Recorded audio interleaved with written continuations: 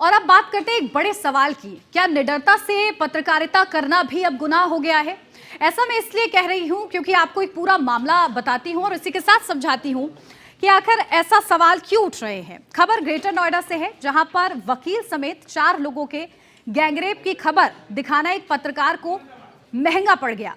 दरअसल आरोपियों ने पहले तो पत्रकार निशांत शर्मा को खबर दिखाने के लिए मना किया और धमकाया, लेकिन जब न्यूज़ 1 इंडिया ने इस खबर को प्रमुखता से दिखाया तो इसके बदले आरोपियों ने पत्रकार निशांत शर्मा पर ही 5 लाख रुपए मांगने का आरोप लगाते हुए मामला दर्ज करा दिया। तो वही मामला करीब 1 साल पहले का है, जब फरीदाबाद की रहने वाली एक महिला का पति 2 दिन से लापता था और अचानक उसको सूरजपुर कोर्ट से विकास मुंशी का फोन आता है कि उसका पति चोरी के किसी मामले में जेल जा रहा है। जिसके बाद महिला कोर्ट पहुंचती है, फिर वो मुंशी विकास और 2 वकील महेश यादव और धर्मवीर यादव से मिलवाता है, जिसके बाद जमानत कराने के नाम पर महिला को वो ग्रेटर नोएडा सेक्टर 2 बिस्रख पतवाड़ी गांव एक अंडर कंस्ट्रक्शन मकान में ले जाकर उसके साथ तीनों गैंगरेप करते हैं। उसके बाद उनका ड्राइवर देवेंद्र भी उस महिला को घर छोड़ने के नाम पर लेकर जाता है और रेप करता है, जिसके बाद पीड़िता इसकी फरीदाबाद में एफआईआर दर्ज कराती है, जहां से उसका केस नोएडा सेक्टर 20 थाने में ट्रांसफर हो जाता है।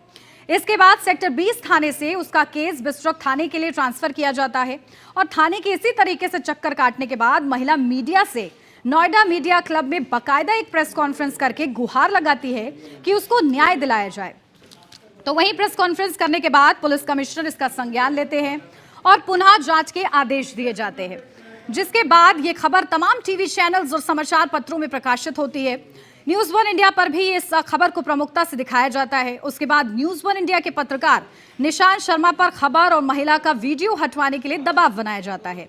जब वो नहीं मानते हैं और निडरता से अपनी पत्रकारिता करते हैं तो उन पर आरोपियों द्वारा बेबुनियाद तरीके से कोर्ट में कंप्लेंट डाल दी जाती है और आरोप लगाए जाते हैं कि पत्रकार ने पीड़ित महिला और उनके किसी दुश्मन के साथ मिलकर वीडियो बनवाया और 5 लाख रुपए की डिमांड की है। जबकि न्यूज़ 1 इंडिया ने यह खबर पूरी सबूतों के साथ प्रमुखता से दिखाई थी। इनके बीच की ऑडियो भी सुनाई थी, जिसमें उक्त आरोपी पीड़ित महिला से माफी मांग रहे हैं और समझौते का दबाव बना रहे हैं। एक पत्रकार जिसका इस मामले से व्यक्तिगत कोई लेना देना नहीं है, उसको भी फर्जी तरीके से फंसाया जा रहा है।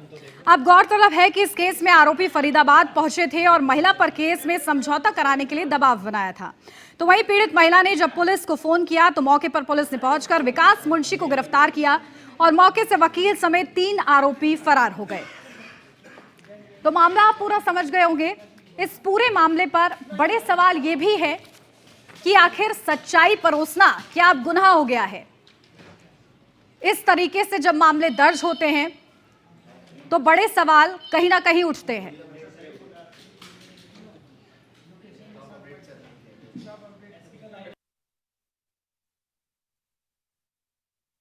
मेरा रेप हुआ था 2021 में।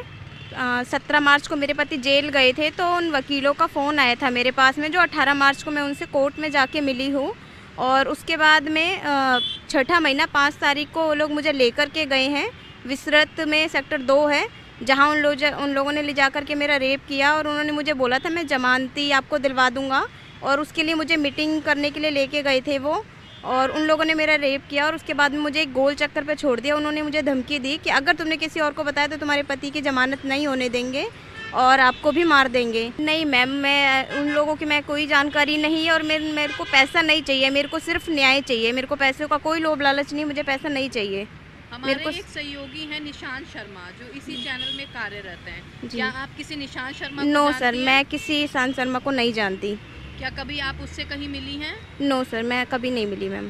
तो अब एक एप्लीकेशन दर्ज की गई है जिसमें ये आरोप लग रहा है आप, एक अंकुर शर्मा और निशांत शर्मा, अब आप उन सब वकीलों से पैसा मांग रही हैं, तो आप क्या कहेंगी इस पर? मैम, मैं कोई पैसा नहीं मांग रही और मैं उन लोगों से कभी मिली भी नहीं हूँ। मैं उनके बारे में कुछ नहीं जानती हूँ। तो अब आप कैसे न्याय की गुहार अपने लिए लगाएंगी? क्योंकि देखिए इतना समय बीत गया, आप दर दर भटक रही हैं। मैम, मैं बस न्याय चाहती हूँ। मेरे को जहाँ से भी मिले मुझे न्याय दें, नहीं तो मैं आत्महत्या करूँगी और अपने बच्चे को भी साथ में मारूँगी।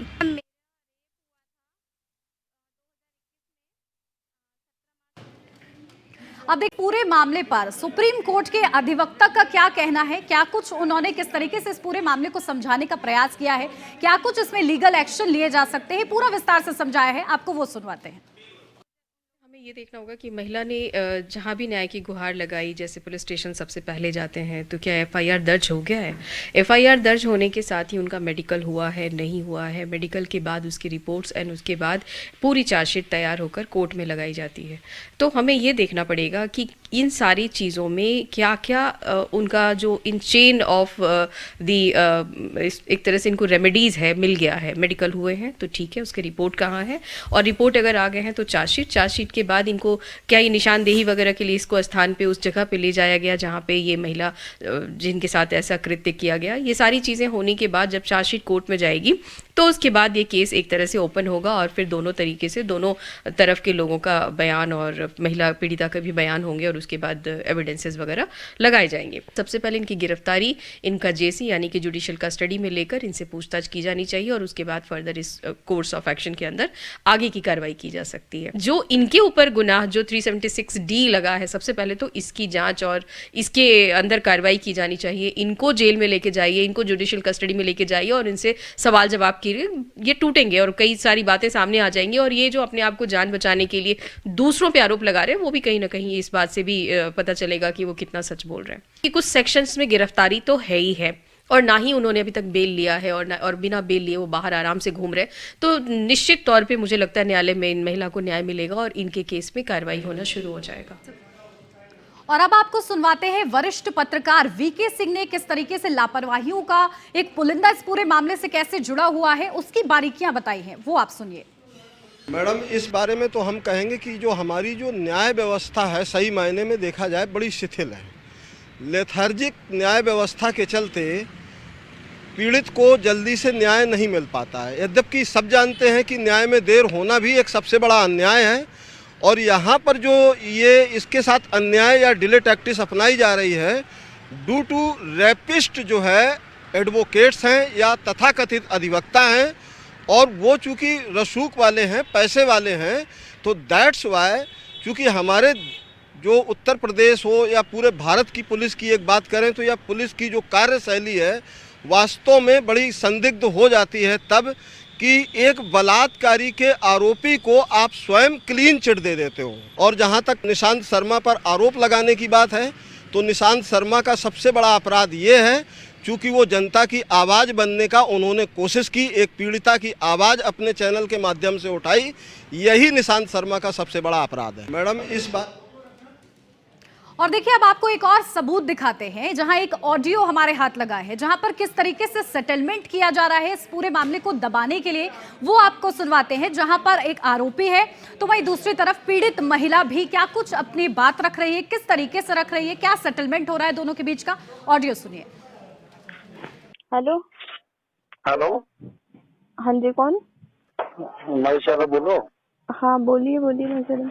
इस मामले को कैसे निपटाओगे ये तो बताओ मुझे, क्या चाहो ये बताओ। सर मैं कुछ नहीं चाहती हूँ, मैं क्या चाहती हूँ, मैं तो बस इंसाफ चाहती हूँ, मुझे और कुछ नहीं चाहिए सर। तो जो पनिशमेंट देनी हो पनिशमेंट दे लो भाई। सर मेरे पनिशमेंट से क्या होगा, एक बात बताओ, जो मेरा जो वक्त कटा है क्या मुझे वापस मिल जाएगा? जो मेरे साथ में बुरा वक्त आया मुझे वापस मिल जाएगा? नहीं तो आप एक बार तो क्या कर सकता हूँ मैं ये बताओ। नहीं, एक बात बताओ, जो मेरी इज्जत लुट चुकी है क्या मुझे वापस मिल जाएगी? क्या हूँ मैं किसी को मुंह दिखाने लायक? सर एक बात बताओ, किसी को ऐसी जगह पे ले जा रहे हो, उसे जबरदस्ती नहीं कहेंगे, क्या कहेंगे? आपने तो मुझे तो ये बोला गया था ना कि मैं आपको मीटिंग करने ले चल रहा हूँ आपकी जमानतियों के लिए, मुझे ये तो बोल के नहीं चल रहे हो कि मैं हम आपकी इज्जत लूटने जा रहे हैं। एक बात बताओ, तुम लोग खुद कर रहे हो गलत काम, दूसरे उस बंदे से भी करवा रहे हो, गलत है या नहीं है? ठीक है, मान लिया मैंने। नहीं, मैं भी आखिर इंसान ही हूँ ना। अब ये बताओ, अब इसमें हो क्या सकता है ये बताओ। अब मिल सकते हो आप दूसरों से मेरे पास में फोन करवा रहे हो, कभी किसी से मेरे पास में फोन करवा रहे हो, कभी आपका भाई कर रहा है, कभी आपकी कोई वकील कर रहा है, कभी कोई कर रहा है। मैंने किसी से फोन नहीं करवाया आपको। आपके तरफ से मेरे पास में बहुत फोन आ रहे हैं। तब इसका समाधान नहीं निकालोगे आप? अब मैं क्या निकाल सकती हूँ सर, मैं कोई समाधान नहीं निकाल सकती हूँ। अब एक और ऑडियो आपको सुनाते हैं जहां आरोपी विकास मुंशी और पीड़िता के बीच क्या बातचीत हो रही है, ये सुनिए। में क्या क्या लिखवा दिया था ना, क्या लिखवा दिया? एफिडेविट में साइन करना, बयान बदल देती तो फायदा। अब क्या करना है ना, बता क्या करना है मतलब? अब ये है कि देख, यादव जी भी बेचारे परेशान है, बेबी बच्चे वाले हैं। नहीं तो तुमने मुझसे झूठ क्यों बोला? अगर तुम अपना गुनाह अपने आप कबूल कर लेते तो मैं ये सब क्यों करती? ना वो तो बात सही। अब ना बता, जब महेश से गलती भई या हमसे गलती भई, अब यहाँ की क्षमा मांग के कुछ तू हमसे या महेश यादव हम बैठ के बात करना चाहे तुझसे, मिलेगी ना मिल तो मैं क्या एक बात बताओ, मैं मिलके क्या करूँ? तुम मुझे बता दो जरा, क्या मैं मिलके करूँ? उससे मिलने से होगा भी क्या? तुम मुझे वो बात बताओ। इज्जत जाने के बाद में वापसी आ जाती है, मुझे इतनी बात का जवाब दो। तेरी क्या बालक है, हमारे बालक है भाई। अब तो जो भी मतलब गलती है, मेरे आगे तो कोई भी नहीं था उस समय। जो भी गलती हो गई, किसी लड़की की इज्जत क्या होती है ये तुम नहीं समझोगे, क्योंकि अगर तुम समझते तो तुम गलत करते ही नहीं। गलती हो गई तो गलती की वाकई दंड भी तो दिया जाता है। वो फटकार के, मार के, पीट के, नौबत महेश यादव से कितना दिन भैया मुझे नहीं चाहिए। अब क्या करना है ना बता। भैया मैं कुछ नहीं कर सकती हूँ, मैं कुछ नहीं कर सकती, मैं क्या करूँ? तो बयानों में क्या क्या लिखवा देते हैं ना।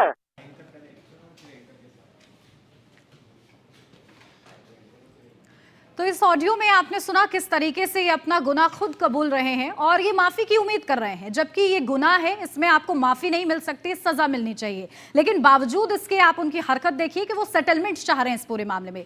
हमारे साथ इस वक्त न्यूज रूम में मौजूद है निशांत शर्मा, वो वरिष्ठ पत्रकार जिनके साथ ये पूरा मामला हुआ और जिन पर आरोप लग रहे हैं कि कहीं ना कहीं उन पर दबाव बनाया जा रहा है कि इस पूरे मामले को हटा दिया जाए मीडिया से, ताकि उनकी सच्चाई ना सामने आ पाए। सबसे पहले निशांत जी, आप दर्शकों को ये पूरा मामला समझाइए कि कहां से इसकी शुरुआत हुई और कैसे आपका नाम इस पूरे मामले में इन्वॉल्व होता गया। देखिए, उन्नति 1 साल पहले का ये मामला है, लगभग 1 साल पूरी घटना को हो चुका है। सबसे बड़ी बात है, जो पीड़िता महिला है वो फरीदाबाद की रहने वाली है, उसका पति ड्राइवर है, वो टैक्सी गाड़ी चलाता है। हालांकि जो महिला का जो कैरियर देखा जाए, वो खुद घरों में झाड़ू पोंछा का काम करती है, उसके खुद 11 साल का बच्चा है। हालांकि ये घटना तब होती है जब उसका पति लापता हो जाता है। इस पूरे मामले में वो पुलिस के पास जाती है फरीदाबाद में, जहां उसका पता लगता है। उसके पास मुंशी आरोपी जो कोर्ट से सूरजपुर से फ़ोन जाता है और कॉल करके बताता है कि आपका पति जो है वो किसी चोरी के इल्ज़ाम के मामले में जेल जा रहा है। हालांकि वो वहाँ पर जब सूरजपुर पहुँचती है तो वहाँ मुंशी जो विकास वहाँ पर मिलता है, और मुंशी विकास के साथ में वो कहता है कि हमारे जो वकील साहब हैं धर्मवीर और महेश यादव, ये जमानत करा देंगे। तो जमानत की बात होती है। हालांकि इस मामले में 16 जमानतियों की ज़रूरत होती है। तो कहीं ना कहीं वो कहता है कि हमारे ऑफिस पर आप सेक्टर 2 में बिसरक में चलिए। तो बिसरक में इनको बाकायदा गाड़ी में बैठाकर ले जाया जाता है महिला को, और उसके बाद वहाँ बारी बारी से ये जो वकील होते हैं वो रेप करते हैं, उसके साथ दुष्कर्म किया जाता है। और कहीं ना कहीं इस दुष्कर्म के मामले में 4 लोग इसमें शामिल होते हैं। हालांकि पीड़िता जो है 0 FIR फरीदाबाद में दर्ज कराती है, और 0 FIR के बाद वो सेक्टर 20 थाने के लिए ट्रांसफ़र होती है, और सेक्टर 20 से जब घटनास्थल बिसरक का होता है तो बिसरक के लिए वहाँ से ट्रांसफ़र हो जाती है। हालांकि इस मामले में 376D और तमाम धारा समेत जो है FIR दर्ज की जाती है। हालांकि इस FIR के बाद जो वकील हैं और जो उनके साथी हैं वो मिलकर फिर फरीदाबाद जाते हैं और उनको धमकाने का प्रयास करते हैं। हालांकि उस मामले में एक धमकाने की FIR दर्ज होती है। एक मुंशी विकास को वहां से जेल भेजा जाता है। इनकी मौके पर गाड़ी भी जो महेश यादव के नाम थी उसे बरामद कर ली जाती है। हालांकि इस मामले में कार्रवाई की जाती है, कोई कार्रवाई जो नोएडा पुलिस द्वारा नहीं की जाती। तो कहीं ना कहीं वो लगातार अधिकारियों के पास जाती है, गुहार लगाती है, लेकिन दर दर की ठोकरें महिला पीड़ित खाती रहती है। लेकिन आखिरकार वो नोएडा मीडिया क्लब में पहुंचती है, जहां नोएडा मीडिया क्लब की हमारे पास खुद रसीद है। वो इस रसीद में 10/8/2022 को वहां पहुंचती है, बाकायदा पत्रकारों के साथ प्रेस वार्ता करती है और सारा अपना दुख बताती है, पूरी घटना का विवरण करती है। हमारी खबर हमारे न्यूज़ 1 इंडिया पर भी खबर प्रमुखता से वो दिखाई गई और हमने पूरी सच्चाई और साक्ष्यों के साथ ये खबर दिखाई। लेकिन आखिरकार उससे 2 दिन पहले जो आरोपी वकील है, नोएडा पुलिस जो बिसरक थाने के पुलिस है, आयु से मिलकर 60 गढ़ करके इसमें FIR लगवा चुके थे।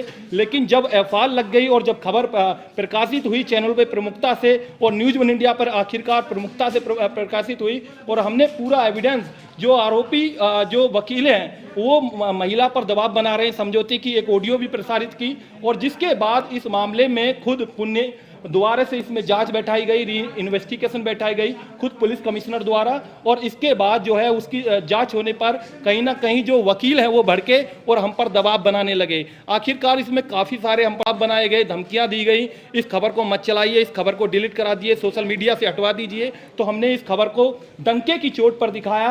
आखिरकार हमें सच्चाई दिखानी थी। एक पीड़िता महिला के साथ जिस तरीके से जितनी एक शर्मनाक घटना हुई और इस घटना को हमने दिखाया, उसके बाद जब कोकोई कार्रवाई नहीं हो पाती, नहीं आरोपियों की चल पाती, तो हमारे खिलाफ बेबुनियाद आरोप लगाए गए, झूठे मनगढ़ंत कहानी बनाई गई और उसके बाद 56(3) में केस न्यायालय में दाखिल किया गया वकीलों द्वारा, और उसके बाद एक कंप्लेंट डाली गई, जो कि कंप्लेंट में साफ कहा गया कि जो महिला है, पीड़िता है, उसके साथ मिलकर कुछ हमारे दुश्मनों से के साथ मिलकर हमसे पैसों की मांग की जा रही है और कहीं ना कहीं इस तरीके का हम पर दबाव बनाया जा रहा है, हमें झूठा बदनाम किया जा रहा है। हम एक वकील है, लेकिन जो हमने सच्चाई दिखाई वो डंके की चोट पर दिखाई, और आज भी हम दिखा रहे हैं, क्योंकि हमारे पास ये जो खबर प्रकाशित की थी वो तमाम अखबारों में खबर प्रकाशित हुई थी। ऐसा नहीं है कि न्यूज़ इंडिया पर भी प्रकाशित हुई, और ये जो हमारे पास पूरे साक्ष्य हैं, सबूत हैं, जो खबर प्रकाशित की, आप देखिए किस तरीके से ये खबर प्रकाशित की गई।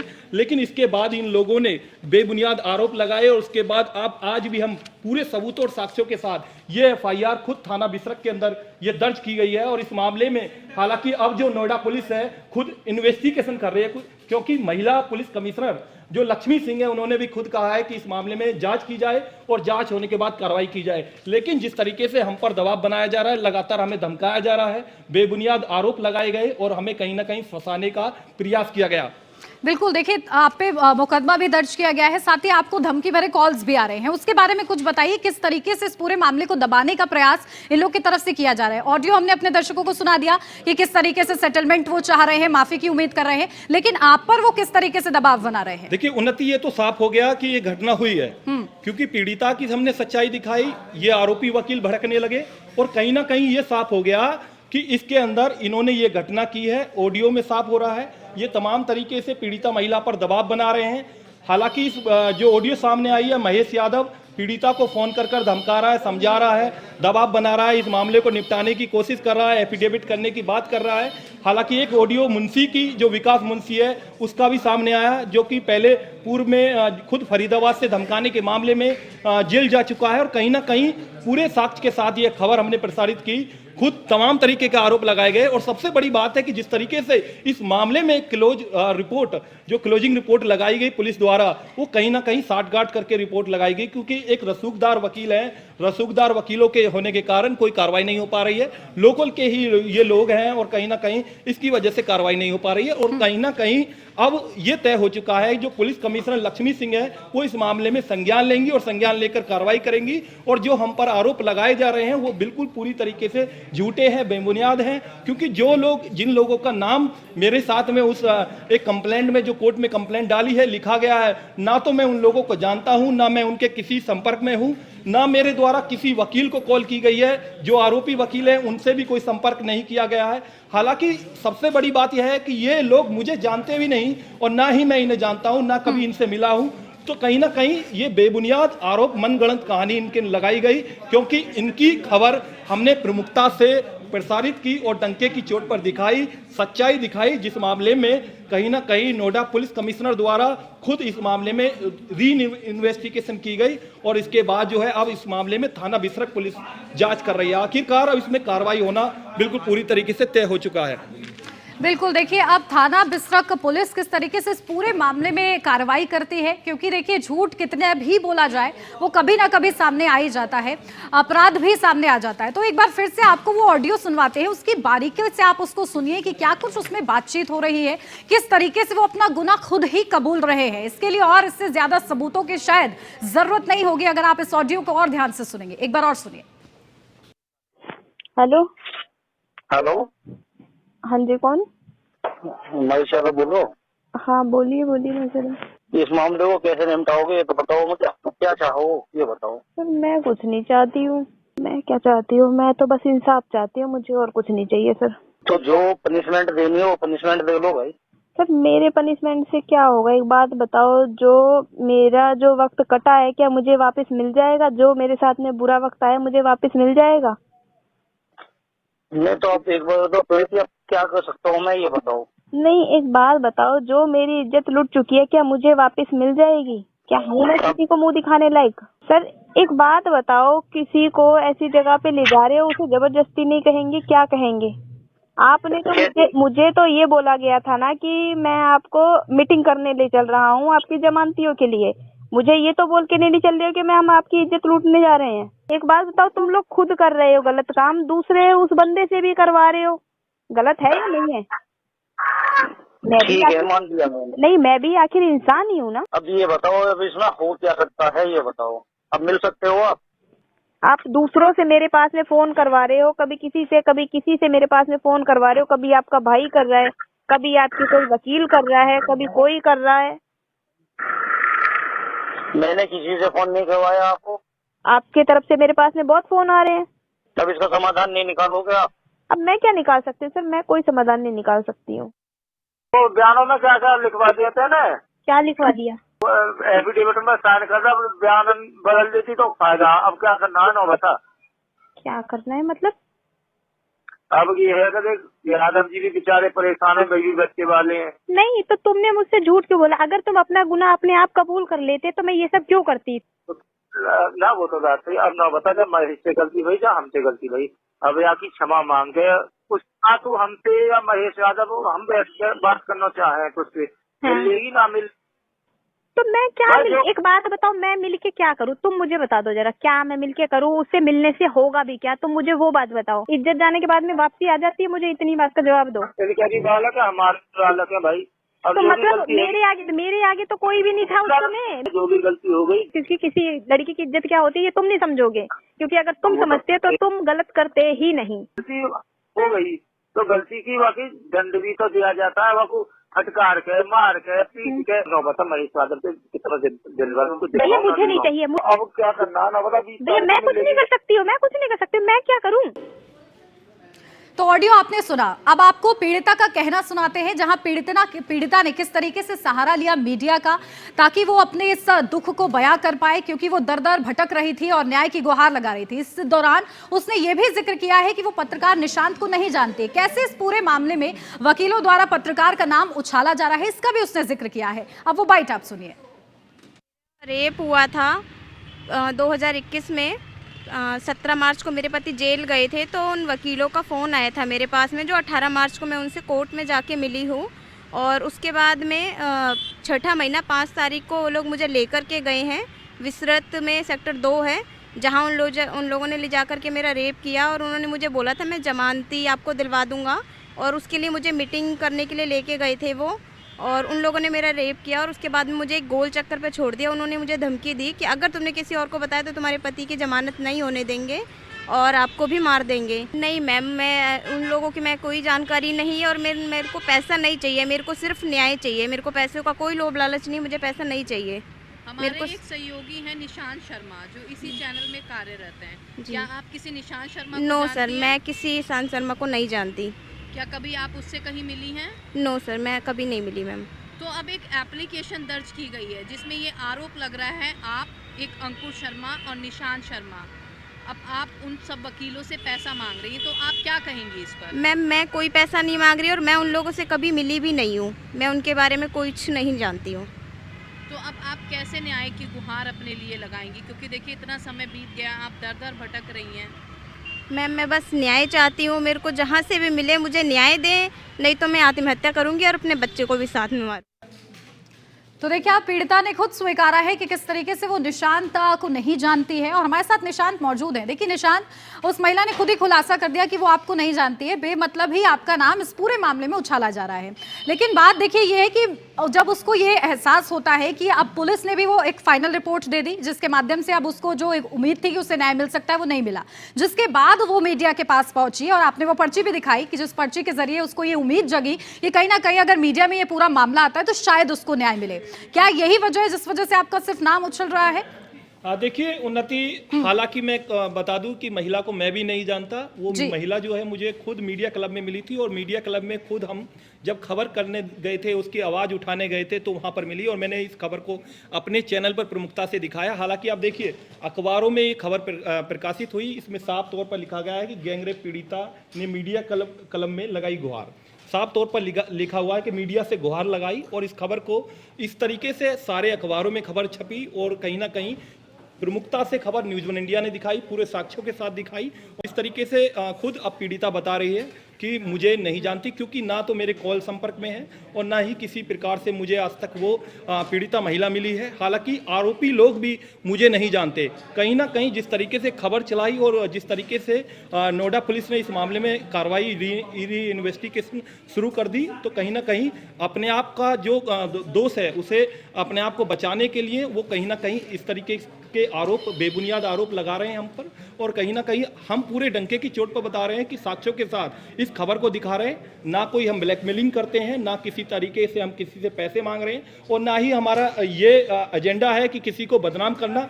कहीं ना कहीं ये साक्ष्यों के साथ पर हमने खबर दिखाई है और डंके की चोट पर खबर दिखाई है। पूरे साक्ष्यों के साथ हमने खुद आज अपने चैनल पर पेश किए हैं, और कहीं ना कहीं अपने दर्शकों को दिखाया है और यहाँ के पुलिस प्रशासन को दिखाया है, क्योंकि एक पीड़िता इस तरीके से उसके साथ इस तरीके की घटना हुई, एक शर्मनाक घटना है। और हालांकि अब इस मामले में पुलिस कमिश्नर जो लक्ष्मी सिंह हैं वो कहीं ना कहीं संज्ञान लेंगी और कार्रवाई करेंगी, आरोपियों पर कड़ी कार्रवाई की जाएगी।